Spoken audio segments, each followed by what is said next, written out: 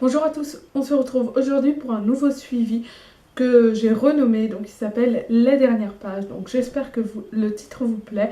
Moi j'aime bien, c'est Raphaël qui a trouvé le nom, puis ça me plaît bien, c'est un peu plus original et ça change.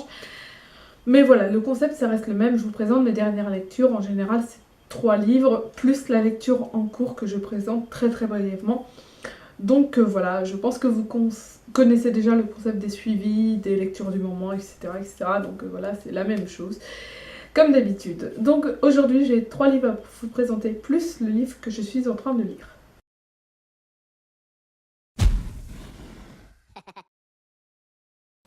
Pour commencer, j'ai lu Chéri Chéri de Philippe Jean, donc qui est un livre qui parle de Denis, un homme qui se travestit la nuit, qui se fait appeler Denis. Euh, donc c'est un écrivain à côté de ça, et la nuit, il se transforme en femme et danse dans un cabaret. Seulement son beau-père, Paul, n'apprécie pas du tout ces deux métiers. Il trouve que Denis n'est pas capable de ramener suffisamment d'argent chez lui pour lui et sa femme, qu'il n'est pas capable de se débrouiller seul financièrement.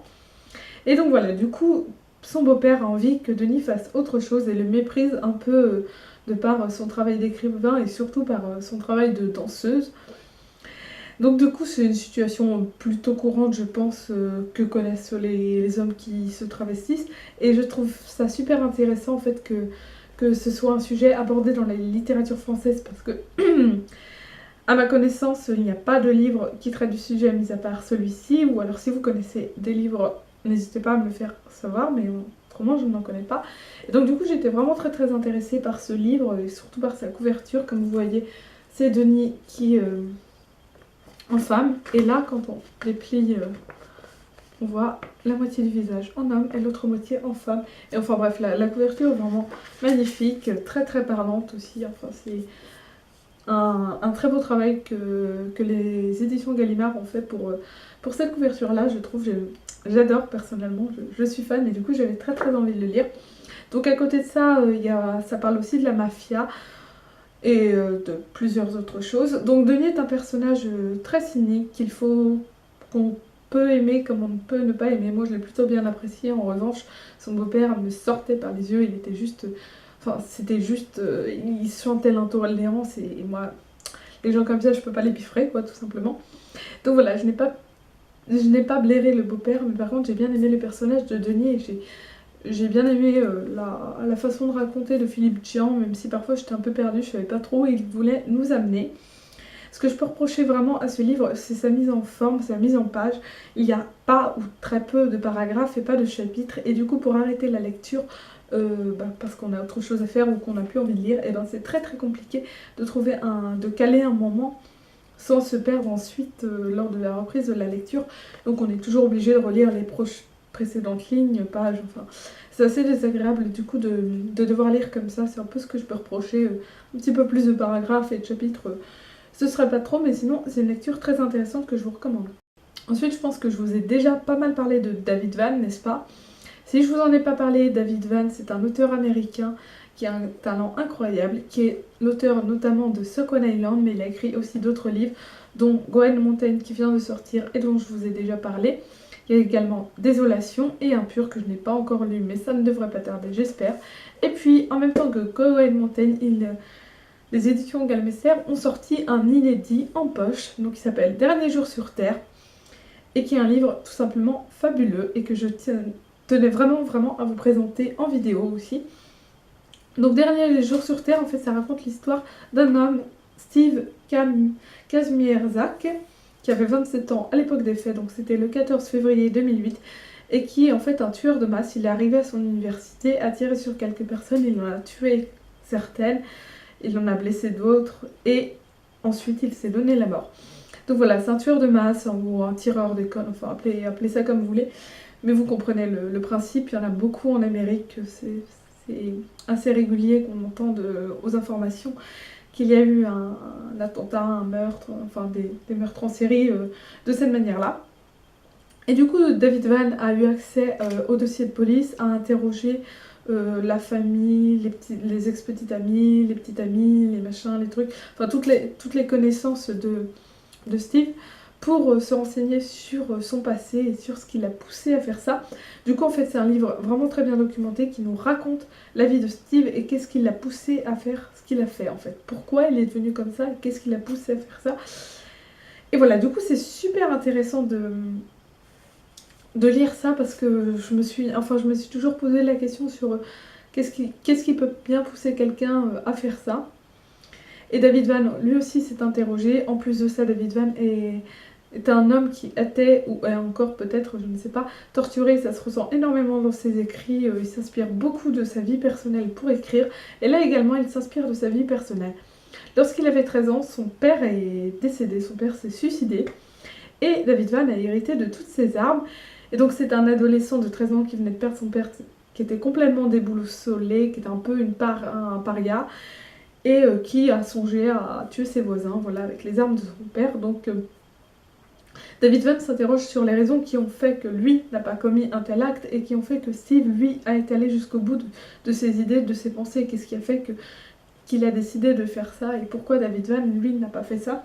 Et puis c'est aussi une très très bonne critique de la société américaine, des armes trop facilement accessibles, trop facilement autorisées et qui sont un véritable problème en Amérique. Donc voilà, il s'interroge donc sur ça et puis en même temps critique ce côté-là de l'Amérique. Donc j'ai trouvé ça super intéressant parce que enfin, je pense un peu la même chose que David Van concernant les armes en Amérique et j'ai trouvé ça super intéressant de nous raconter cette histoire de cet homme qui a décidé un jour de tirer sur des gens avant de se donner la mort. Voilà, qu'est-ce qui l'a poussé à faire ça et pourquoi est-ce que ça peut se comprendre, enfin, se comprendre, pas s'expliquer, pas se justifier, mais juste se comprendre. Est-ce qu'on peut se dire bien c'est mal ce qu'il a fait, mais je peux le comprendre parce qu'il y avait tel et tel et tel événement dans sa vie qui a fait que le mec il a pété un plomb.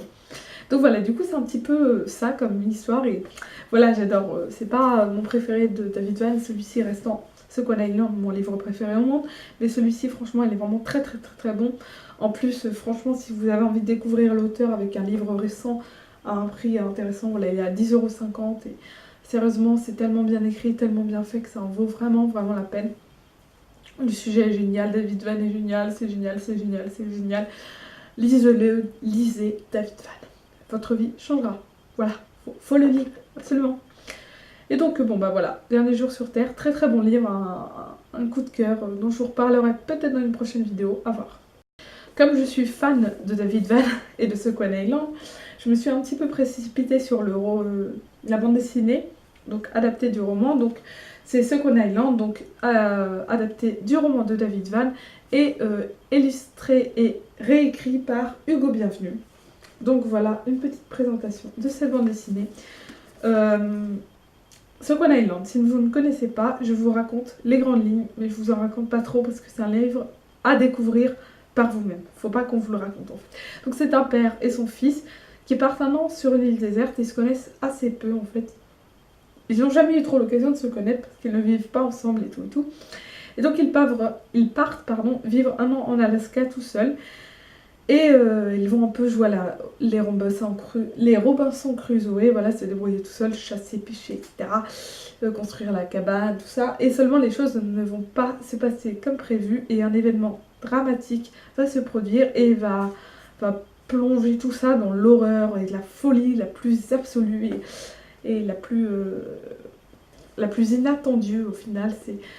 Vous pourrez échafauder tous les scénarios possibles, je doute que vous deviniez de vous-même ce qu'il va se produire et je ne vous dirai pas, rassurez-vous, pas de spoil. Mais vraiment c'est un livre bouleversant qui a un peu changé ma vision de la littérature et même de la vie. Enfin, c'est assez fou comme bouquin. Et du coup là il est adapté par Hugo Bienvenu, donc avec des dessins.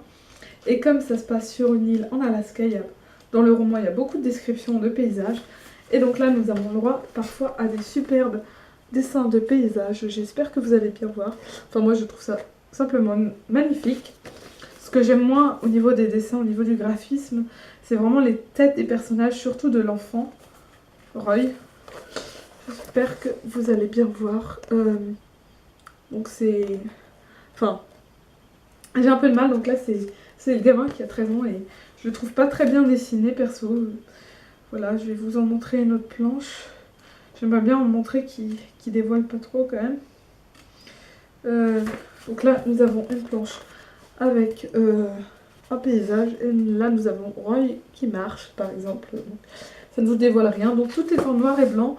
Et voilà, le graphisme est très très intéressant au niveau des personnages. J'aime moins celui au niveau des paysages et j'aime moins celui au niveau des personnages, pardon.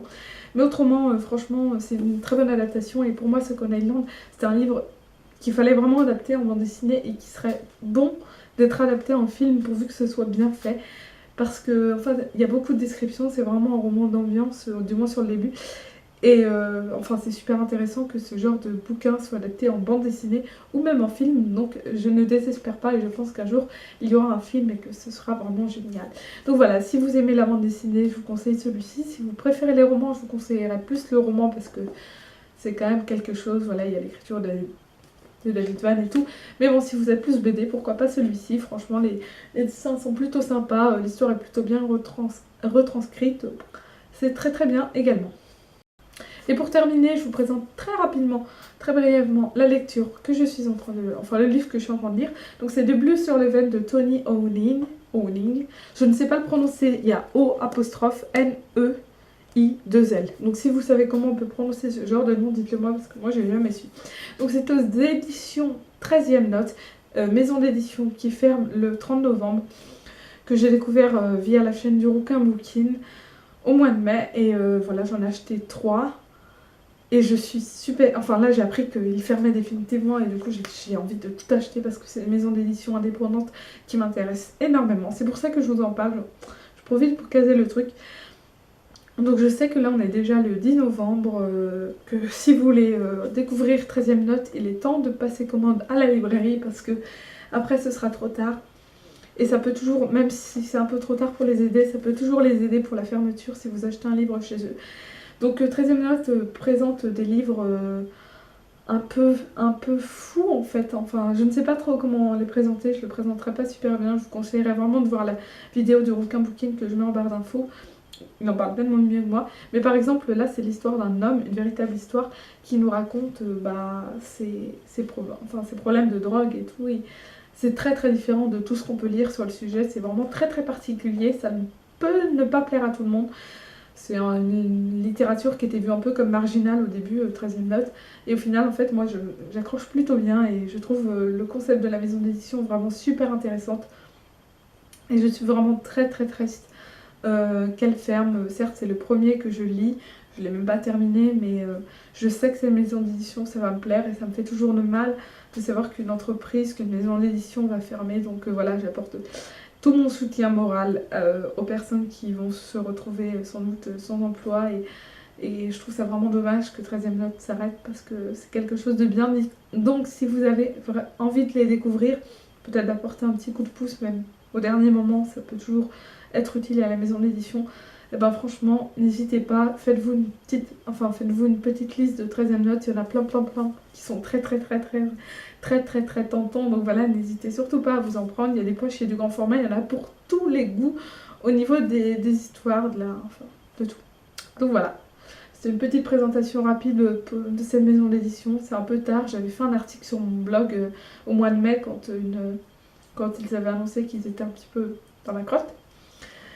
Mais j'en avais pas parlé plus que ça puisque je ne connaissais pas vraiment encore. Mais maintenant, j'en parle un peu tard et voilà, c'est un peu dommage. Donc voilà, du coup, moi je vais sûrement en acheter d'autres que je recevrai pour Noël. Donc voilà, j'ai l'air complètement déprimée, mais je vous avoue que ça m'attriste énormément d'avoir appris ça et que c'est pas facile. Et donc je vous conseille vraiment de vous intéresser à la maison d'édition très rapidement parce que là c'est presque terminé. Donc si ça vous intéresse, mais allez-y, n'hésitez même pas.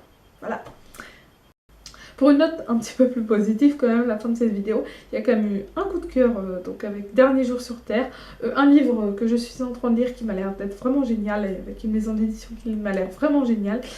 Et bon bah voilà, du coup des lectures plutôt plaisantes pour ce dernier bilan. Donc je vous dis à tous à la prochaine, je vous souhaite de très bonnes lectures. Et bon bah voilà, une très bonne semaine également.